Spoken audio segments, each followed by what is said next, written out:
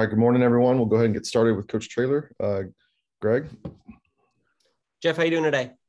Good, Greg. How are you?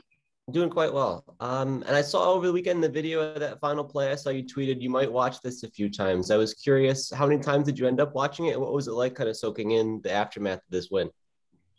I never sleep well after a game just because your adrenaline, just for me personally anyway, just runs through me all night. So I never get more than 2 hours of sleep the night after a game. So I was like a little fanboy just on Twitter, just acting like a little child, just having fun and being a kid. Because, in that moment, I'm not allowed to go there in my mind because I just have to do my best to appear that I know what I'm doing and coach a football team. So I would say minimum of 20 times, 15 to 20 probably. I imagine a lot of your guys were probably in a similar situation at that point. Did you have to do anything special when it came time to your meeting yesterday to kind of get them refocused and moved on? We always give ourselves, Sunday for that. Mondays when we crack down on that. So I give them Saturday night and Sunday. We celebrate and pass out T-shirts and have a good time. I mean, you work really hard in this business and we don't enjoy it enough sometimes. So we always take Sunday. But just like any good fan, there's always heartbreak because the Saints got beat and the Cowboys got beat. So I know JJ's crushed about his Cowboys and I'm crushed about my Saints. So there's always a humbling coming soon. We got to avoid our own humbling. And is there anything you're going to have to do when you get back with them to sort of say, hey, let's get refocused, or anything out of the ordinary as far as that goes? Well, let's be honest. North Texas can ruin our season. And they've won 4 games in a row. They've been beat by all good teams. And they're hot right now. But guess what? We can ruin their season too. So that's going to be our mantra, that they're going to try to ruin ours and we're going to try to ruin theirs. And we're going to stay right there. We're not going to discuss the conference championship game other than what April Ancira is already doing to get our students in that game, which I think is just a huge, huge deal by her to be that, have that much thinking, planning already ahead to be in front of that, and for her to be so unselfish to help our kids like that. I thought that was unbelievable. Other than that, I'm not going to talk about the conference championship game.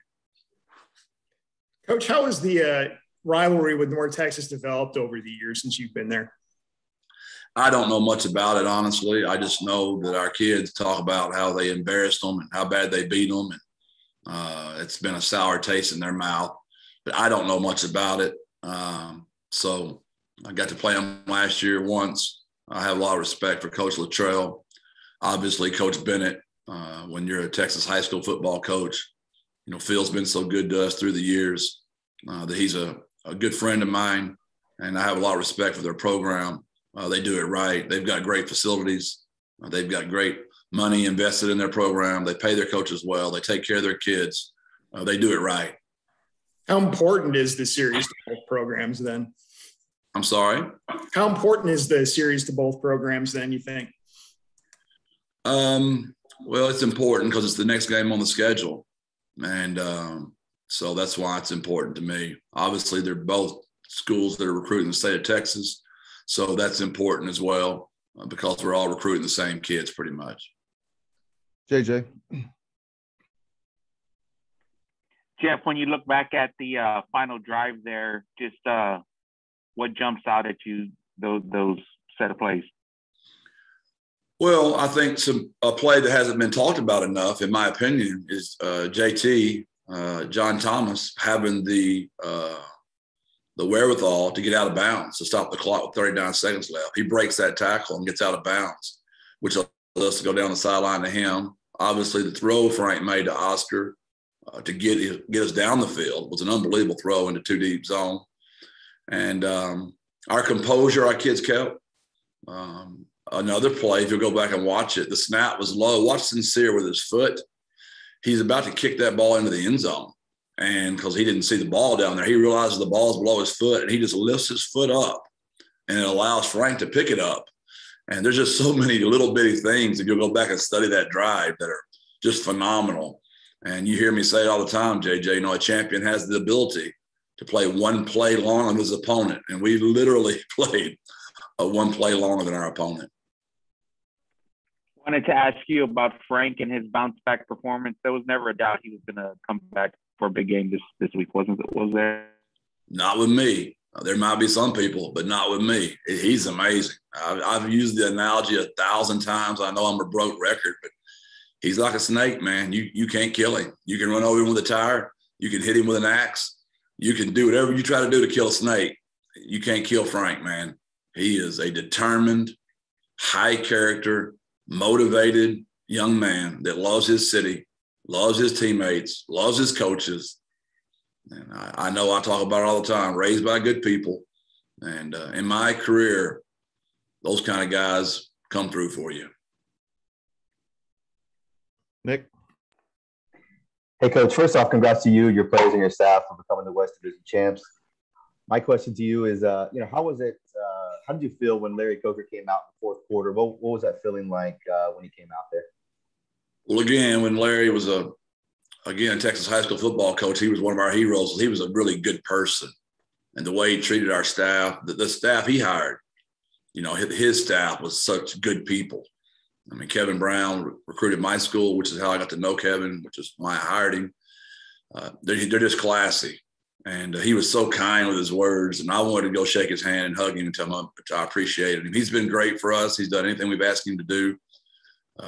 He's come to our practices, spoken to our team at games. And it just meant the world for me to Larry to do that. And I'm really glad our team showed up and played well for him that day. Hector? Morning, Coach. Good morning, Hector. Did anything have to be said, or did anybody, whether it was you or anybody in the coaching staff, say anything to anybody on the sideline after that 3rd and 10 that was ruled incomplete even after that replay? Because it really put you guys in a tough spot. Did anything have to be said there on that sideline? Well, it's a great example of our culture. I mean, obviously, you can see I was very displeased by his decision. I verbalized that, but I had to let it go, Hector. I had to let it go, and we had to move on. We had 2 timeouts left. Then I thought the 4th down. I mean, that call, was close. I mean, that was a heck of a catch, especially with somebody draped all over him before the ball was called. So that got us, hot again. So we had to really calm down again. We had 2 back-to-back like that. And for our defense to go out there and get them off the field and give us approximately 60 seconds left to go 80 yards. And it was just an unbelievable gut check and a test of our culture, our 2-1-0 triangle of toughness. And our kids won't go away, Hector. It doesn't matter what you do to them, man. They just won't go away. The messaging this week, Coach, is it going to be tough to, you mentioned a little while ago, North Texas can ruin your season. Is there going to be a little something extra that has to go into that, knowing that, the kids know that no matter what happens on Saturday, they're playing the following Friday for the whole deal. Now, obviously, the undefeated season, their regular season is on the line, but does any extra, words have to go into that because of what's already been clinched? Well, I think so, just because, y'all have a job to do, right? And y'all are going to ask my kids about it. And, someone's going to ask the question, is coach going to let anybody have the week off to make sure you're healthy because you've been hurt all year? No, we're going to win the game. They're trying to ruin our season. We're trying to ruin theirs. I can't be more clear than that. And it's what it is. I'm not Coach Luttrell. I'm not Phil Bennett, but I can imagine what they're telling their kids. And we got to get ours ready to play. That's what our job is. So every coach has their own motivating factors of how they do things, but we can ruin theirs too. And if we beat them, they don't make a bowl. That would be devastating to those kids. If you'll permit me, one question that kind of has to do with the following week. What's the balance for you and your coaching staff to know that you've got another game ahead, but at the same time, the preparation for North Texas? What's that balance like for you guys? There's no balance. It's 100% North Texas. We're not even discussing it. Other than my shout out to April and Sarah for helping us get kids in the game, which I think is fantastic, which I've already mentioned. We're not even going to discuss it. My players are not going to. Our coaches are not going to. it's North Texas. Thanks, Coach. Last one for me is I asked you last week, don't mean to hound, but just thought I'd see if maybe a week later it's changed. Have you by any chance heard the new Roadrunner anthem, the Meet Birds Up? I haven't heard it yet. I'm always the worst, Hector. I'm sorry. Now that my kids are out of the house, I don't get to keep up with anything cool anymore. If my children were home, I would know all that stuff. But unfortunately, my children are scattered throughout the country right now, Hector. Appreciate it, Coach. Thank you. Thank you, brother. Back to you, Greg. Jeff, it's pretty rare for any program, but especially at the G5 level, to have 3 receivers with the level of kind of talent and productivity that your group has shown this year. What kind of advantages does that provide to you guys as an offense and play calling and from a coaching perspective? And what does that do for your group so far? I thought that's the best that group has played this entire season. The catches they made were phenomenal. Their blocking was phenomenal. I don't know that people give our kids enough credit for how they block down the field. I mean, Zakari had a block the other night where the corner came on a blitz. He picked that thing off and just, smashed that kid, and it protected Josh on the bubble, and Josh got 7 yards off of it. Where our first year here, they would have hit Josh and we'd have lost 4 or 5 yards. So they're not only great ball catchers, they're unselfish people that block. And Coach Stein has done a fantastic job with those guys. As Coach Patel, our GA, they have done a fantastic job coaching and developing those players. And I'm so proud of John Thomas and Zakari, Cedar Hill. He's got more nicknames, John, Chris, and obviously Josh Cephas. I mean, those kids, man, they do an amazing job. Is it a different level of challenge for opposing defenses just to try to find a way to match up with all 3 of them on a given play? Because any one of those guys could merit a double team on their own. No doubt. I mean, that's what good offense is. That's why it was so hard to stop UAB. They had number 11. They had number 20. They had number 22. They had number 1. They had number 10. I mean, those – where are you going to – they had number 3. who are you going to solo? So, obviously, that's difficult. And we do our best to get those kids featured where we can get them soloed as much as possible and give them an opportunity to show their talent, which they do every Saturday. Hey, Coach, just wondering how many I know you always talk about how many text messages you get on a big game. Just curious how many messages you got, and specifically from the Texas high school coaches. I know you're very big on them. So, yeah, just curious on that standpoint. Well, that was high. When I went in, the coach's office, right where I dressed at the Alamo Dome, it was already over 450. And by the time I got in the car and was driving Care Bear home, it was over 600. And the next morning, probably another 200. So I'd say around 800 texts. And I'd say half of them were Texas high school coaches. I'd say 400 approximately. And they say the same thing every week. Man, you guys look just like your Gilmer teams. They just keep finding a way to win late in the ball games. And, it's not complicated. When you believe in your kids and you have their back 100% of the time, kids won't let you down. Kids can spot fake. You can't trick a kid. And they know we love them unconditionally, and we don't play scared. We're not fearful ever. And I'm just privileged and honored to be their coach. And I mean that. There's zero false sense of humility in that. It's a blessing to come to work every day and coach my kids. JJ?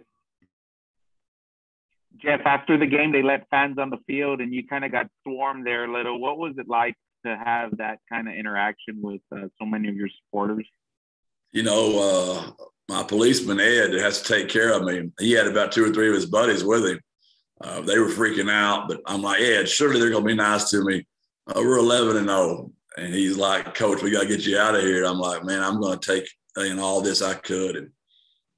And it's that time of year right now, man. We're all exhausted. It's Thanksgiving. You got family coming in.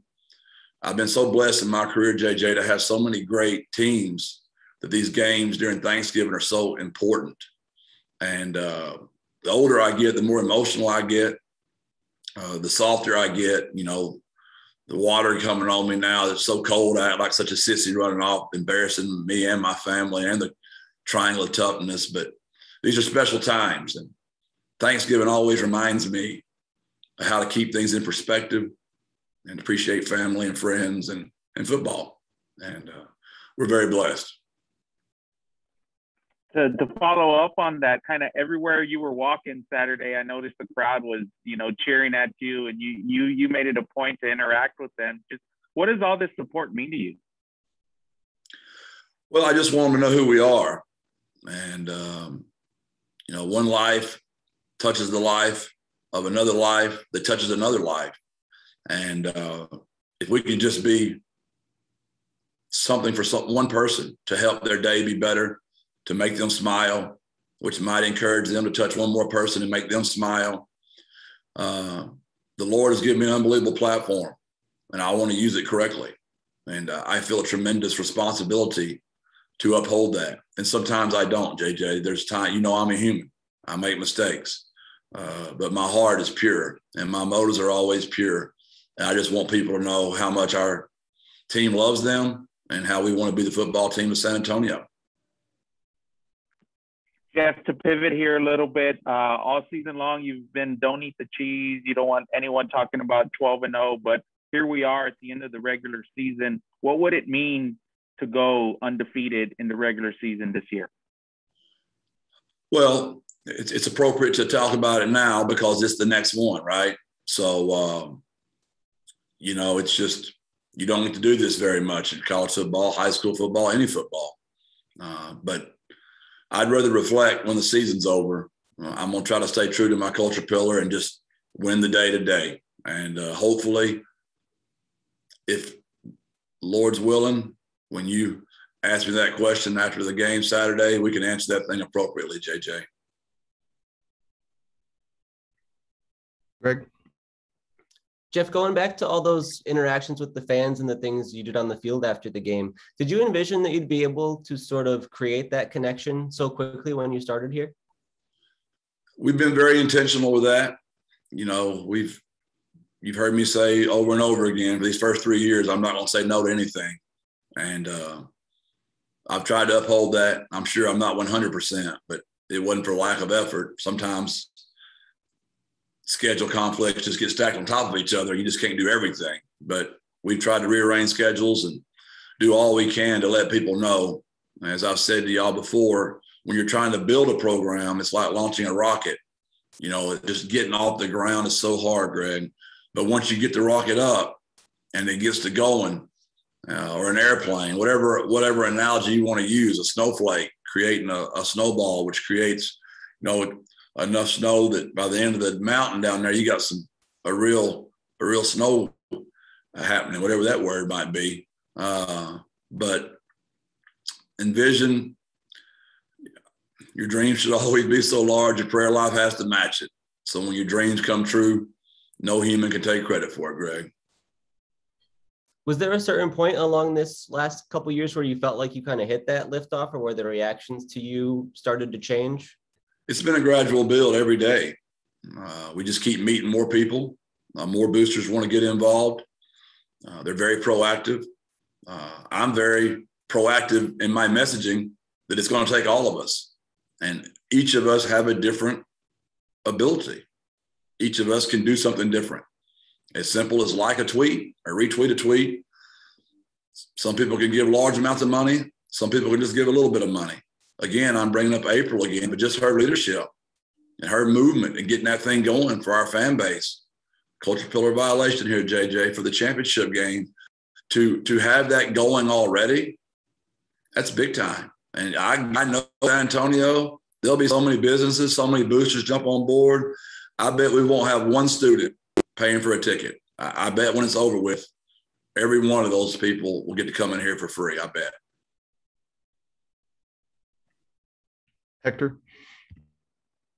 Hey, Coach, this is along the lines of what we've been chatting about here for the last couple of minutes, but I don't think, I'm trying not to be kind of a prisoner of the moment, but I honestly don't think that, or I think that years down the road, Saturday is going to be a where were you type moment for San Antonio sports fans.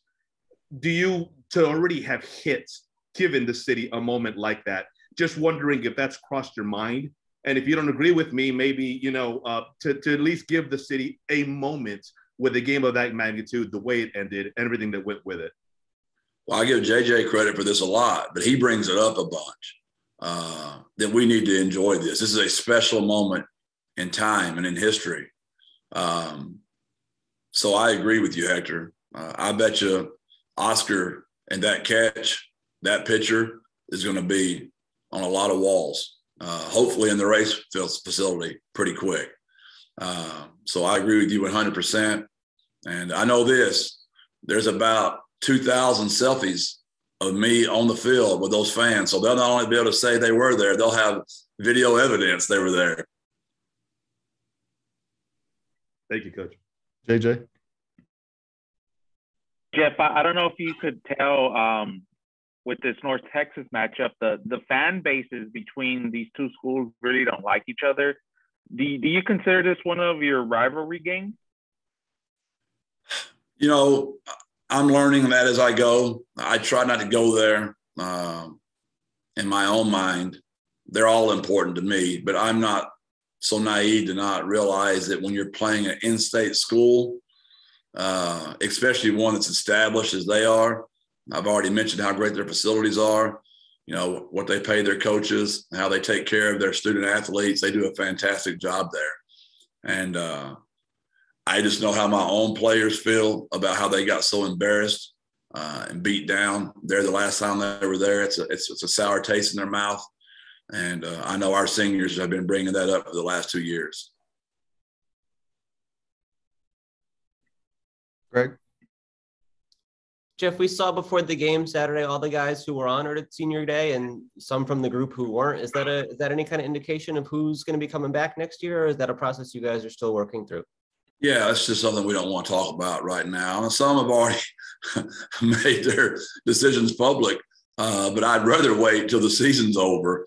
It's just weird right now in college football because you got transfer portal, signing day coming up, and here we are trying to play for an undefeated season this year, Saturday. And I think, again, that's why culture is so important nowadays, that we have to, it's our brand, right? When image and likeness line up, that's your brand. And we just can't talk about it. We got to be about it. So we've got to stay focused. And I wouldn't read too much into that. I think there will be players out there that did this that will come back. I think there'll be players that were not out there that won't come back. I don't think we know yet. And I know how this is. When you recruit and other kids come on your team, some players don't like it and they want to go somewhere else. And I really want every kid to have the very best experience they can. I mean that from the bottom of my soul.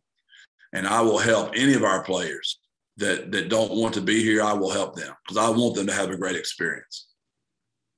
I kind of thought with signing day and the need to hit a certain number of scholarships that you might have to figure it out before then, but you guys can kind of wait till the end of the season on that sort of thing. We know what our numbers are, and we know how many kids we know are leaving for sure. And we know how many scholarships we're going to save anyway for grad transfers, transfer portal, junior college kids. So we've already thought through that. Coach Price does a fantastic job, our director of player personnel, and him and I meet on that daily. Nick? Hey, Coach, on that same topic, there were some big-time recruits that came this past weekend's game. So just wanted to get any thoughts on, if you've heard any feedback from them directly or from their parents, or just the vibe and the time that they had on this past weekend. Well, yeah, obviously I got to speak to them at the game. They were in the locker room with us after the game as well. So, if you don't want to get on board on this team, we'll see you. We'll play you and be ready. I mean, we've got great facilities, got an incredible home field advantage now, which Southern Miss and UAB are on record as saying that our home crowd is more loud and disruptive in the game than Georgia and Alabama's. And it's an incredible home field advantage. My son gets to coach for the Saints. And it rocks like the Superdome rocks. I mean, it's just deafening. I mean, we could not hear each other so many times in the game Saturday. We were like screaming as loud as we can on our headphones, and we cannot hear each other. Okay, JJ? Jeff, along the lines with recruiting, have you thought about how, I guess, you're going to be able to manage a conference championship game, early signing day, and, you know, potential bowl game kind of all in that 2 or 3 week window there? What do they say, Jay? RPP? That's rich people problems, baby. Those are good problems. We'll figure it out, boys. Greg? Jeff, one of the things we didn't get to talk about from the game just because there was so much else going on, there was a Lucas Dean, I think, hit the school record punt, 73 yards. I know you've talked about him in the past. Just what was your reaction to the way he boomed that one? It's like there was helium in the ball. I mean, that thing just exploded. And even the crowd was like, golly. It was phenomenal, right? It really was. And he's such a weapon. And him and Hunter, as they always do, just stepped up. And that was a huge play in the ball game. Some of the plays that haven't been talked about enough are the fumble recoveries. I mean, Mekhi Hart's fumble recovery, go back and look at the effort he gave on that. And he beat that defensive kid to the ball. And how he got on the ball was just phenomenal. Zakari recovering the ball on the 1 yard line. What a great fumble recovery. Billy, number 33, BJ, we call him Billy, recovered our Sticks' fumble on the punt return. There were 5 fumbles in the game, and nobody recovered any of them but the same team. We got it away from them twice. They recovered it. They got it away from us 3 times. The fumble recoveries in that game were big. There were a couple negatives in the game as well, of course, as there always are, but I wanted to ask about, you gave up a couple of long passing plays, and that's been something of a trend through the season. Is that an area of concern or something you guys are still working on at this point? Well, you never like it, but I don't want the ball ran, and we're going to always be heavier to the box. And if they get us, they get us. And again, what has not showed up is the miscommunication. And we miscommunicated on the post. We had kind of got that squashed, but something we're having to deal with because the crowd is so loud on the other teams on offense. Well, guess who else is out there? Our defense. So we've got to do a really good job with hand signals of communicating better, because we said one word, it was heard wrong, and it cost us 7 points. The other one was just an unbelievable route. One they copied from UTEP. They got us on the exact same play, exact same coverage. They had the perfect call, and they executed it perfectly. And I got bad news for you, JJ and Greg. As we continue to play better teams, they're going to keep doing those kind of things because they're really good. They're well coached, and they just got us. But it wasn't – the one that's disappointing is the lack of communication. The other one, I'll just tip the hat. I really did. On the headsets, I said, well done. That was very well called play, very well executed, and they had a great call. And I say this all the time. Our coordinator's going to make 10 calls a game. They're the best calls you've ever seen. They're going to make 10 we all wish we had back. And the other 50 is just pound the fist. And by the way, JJ, that's the culture pillar of the week. Pound the fist, baby. And it's just got to be that. It's just got to be a mindset. And people ask what happened at halftime. We played so much better defense. We played better base defense. We tackled better. They broke too many tackles Saturday, and we didn't break enough. That's a stat that hadn't been talked about enough. We've got to do that. They broke 14 tackles Saturday. We broke 5. We got to get better at that. We got to tackle better. We got to be better runners of the ball.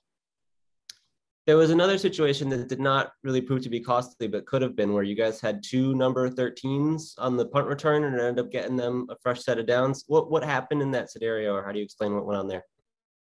Greg, why do you have to always know everything? Can't you miss something just sometimes? I mean, it's like the most embarrassing moment in my coaching career. You want to bring it up right now. I just want it to go away. I mean, if that would have cost us the game, I would have retired. I would have gone to a ranch in East Texas or somewhere in Central Texas on some beautiful, hilltop and just called it a day. I would have just handed it over to y'all. We went punt safe, and Jamal was playing so well at corner that we forgot to get him off the field. So we had a 13 at corner and we had a 13 at punt returner. And it's the problem when you go punt safe and you got 2 13s, and we just missed it. And it's on the head coach. It's embarrassing. I'm extremely sorry for it. Probably one of the lowest moments in my coaching career, to be honest with you. And I'm so, as they always do, My defense bailed me out. It's amazing how many times I make bad decisions as a head coach, and I tell my defense how dumb I am, and they just go out there and make me look smart. Those kids, y'all wonder why I always have their back, because they've always got my back. That's why. All right. Thanks, everyone. Thanks, Coach Traylor. Golly, you never miss anything. See y'all, man. God bless. Birds up. Thanks, Coach. Thanks, Jeff.